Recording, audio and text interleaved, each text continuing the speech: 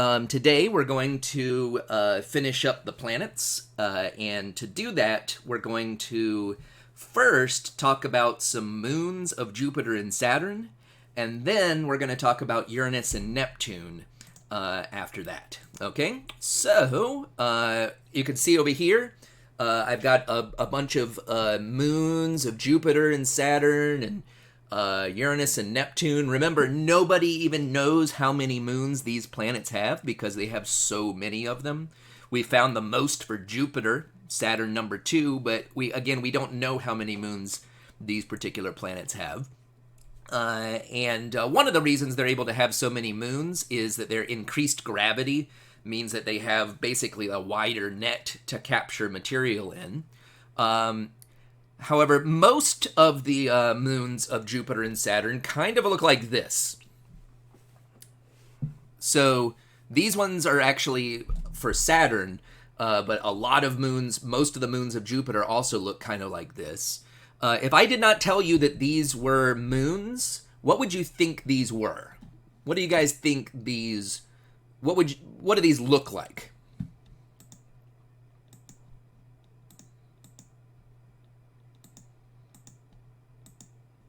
Yes. These look a lot like asteroids. And if they have ice, remember we would call them trans-Neptunian objects.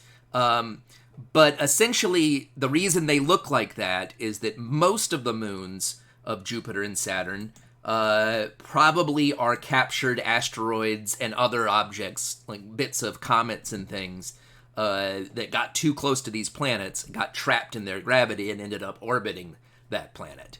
But these are not the ones that I want to talk about, okay? I want to talk about some more interesting, bigger moons than these. And there are a lot of interesting moons, but unfortunately, due to, the way this semester is going, I'm going to have to kind of focus in on a couple of particularly weird ones. So that's the ones I'm going to talk about.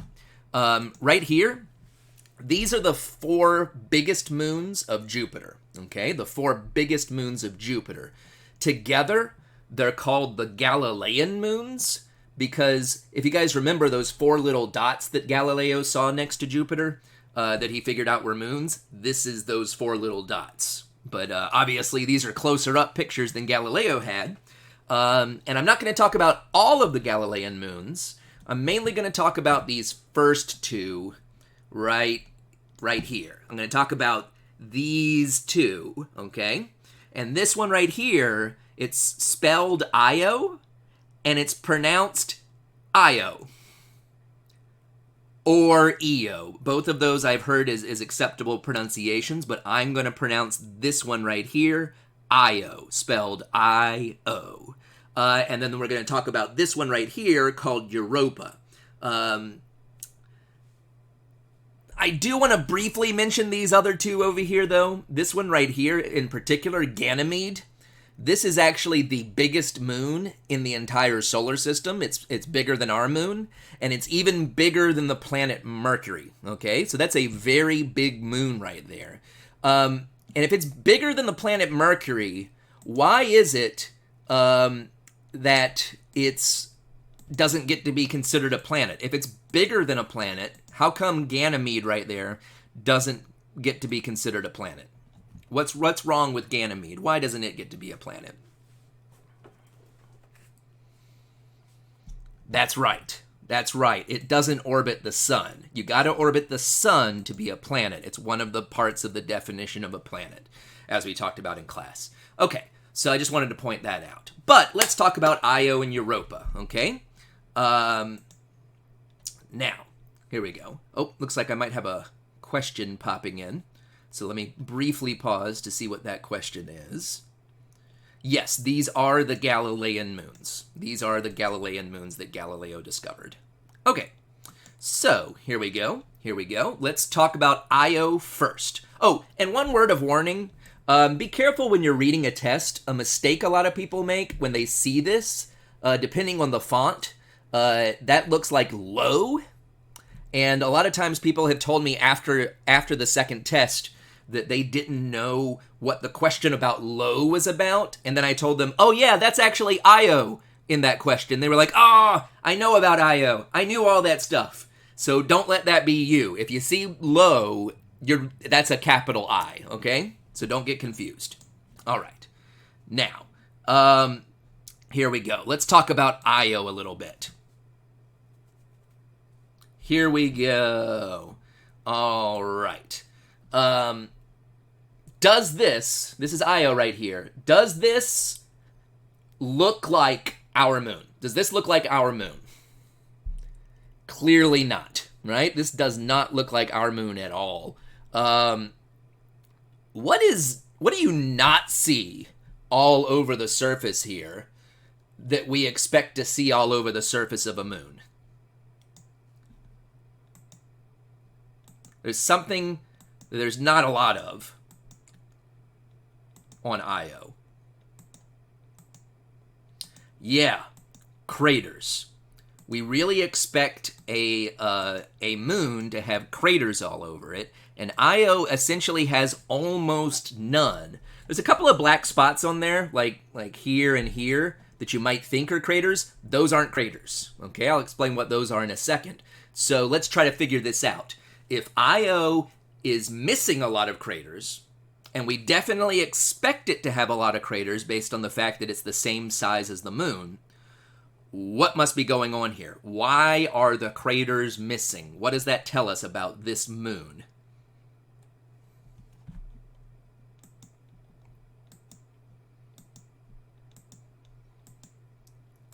Yeah, you guys are getting this stuff. This is good. This is looking good.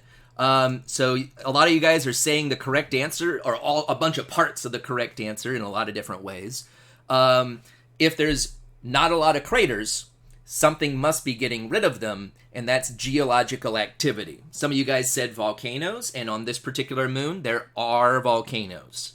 And the fact that there are almost no craters at all suggests that those volcanoes are probably active, okay?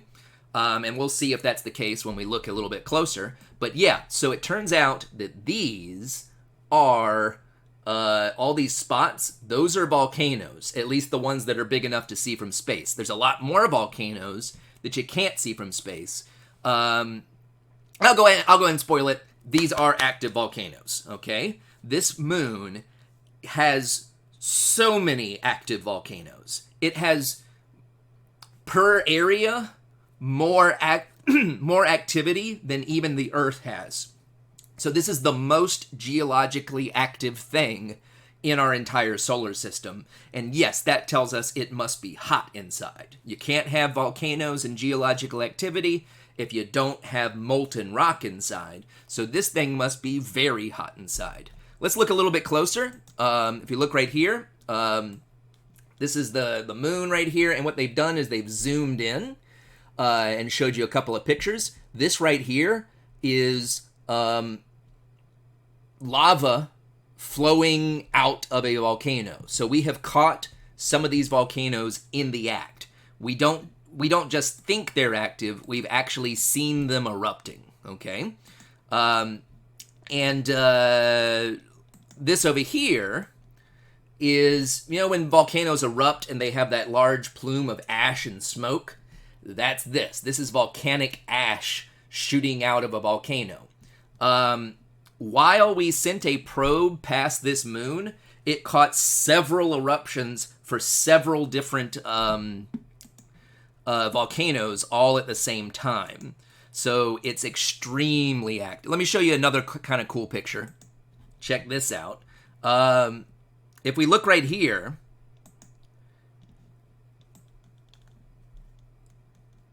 this picture shows eruptions happening on the moon, okay? This is how many eruptions were happening at the same time when we viewed this particular moon. This right here, it looks kind of like a blister on the top. That's stuff shooting out of a volcano so high that you can see like a fountain of material from space. And it was happening in multiple places on the moon at the same time. So that's some active volcanoes right there. Okay, so yeah, like you guys are saying, this moon is very, very hot inside. Okay? So there must be a reason it's hot inside. Okay? Is it close enough to the sun for the sun to be driving this heat? No. So what could be making Io hot inside? What could be doing it? It's not big enough to retain a lot of heat on its own. So something must be keeping it artificially hot.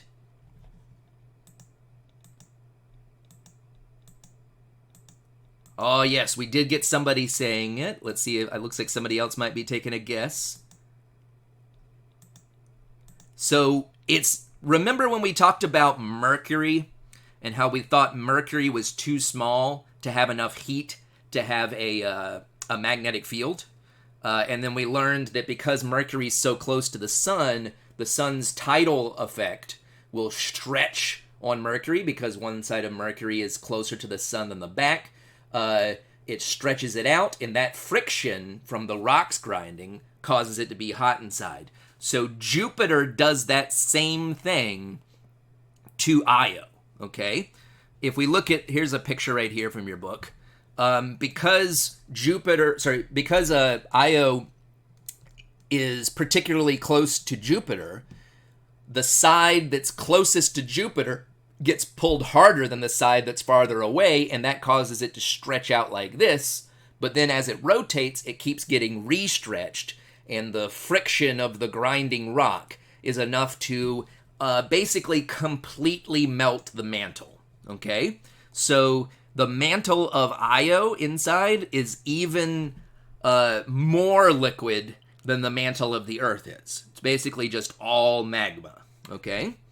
So very, very, very large eruptions here. Okay, now, a little bit more I want to say about that. Let me go back to that picture. This is yellow. But all of this material must have come out of volcanoes at some point, okay? Can anybody figure out why the surface of Io is yellow? If this is material that comes out of volcanoes and it's yellow, what is it? What are we seeing all over the place here? Can anybody figure out what this substance is? A yellow rock. Sulfur, exactly. This is sulfur. The entire surface of Io has a lot of sulfur in it. There's still a lot of silicates and iron just like on Earth, but there's a much higher sulfur content here because of all the material that's built up out of these volcanoes. So if you were to visit Io, what would it smell like? What does Io smell like right here?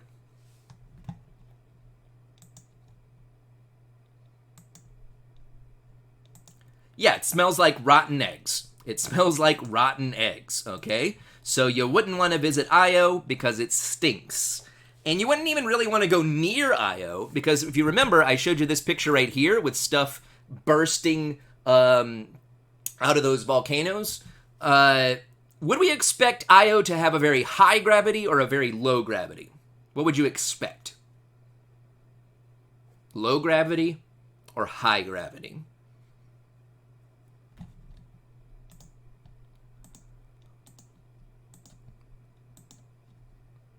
Low gravity, that's correct. We would expect it to have a low gravity because it's about the same mass as our moon, or it's about the same size as our moon, so it's going to have comparable gravity to our moon. So if these volcanoes are erupting that hard and there is low gravity, what's going to happen to some of the sulfury material from these volcanoes? If the gravity is very low and the eruptions are that strong, what's going to happen to some of that material?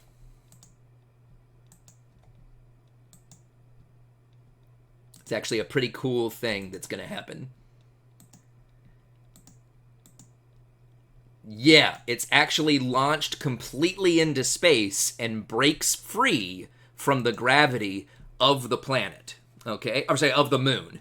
So essentially, if you look at the orbit of Io here, this entire area is basically a big ring of Io stink cloud. So there's a big ring of material that floats around Jupiter, made of sulfurous material shot out into space from these volcanoes.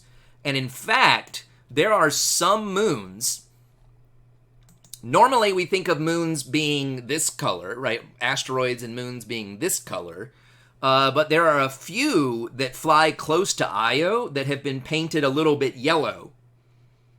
Can you figure out what happened to them? If these moons got so close to Io, what happened? What made a few of them turn yellow?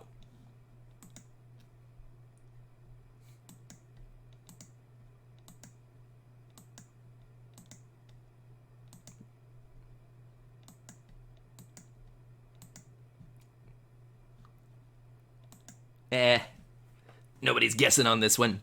So if Io shoots this material into space and another moon comes too close, Io essentially does graffiti on them. Io is able to blast other moons with its volcanoes as they fly by.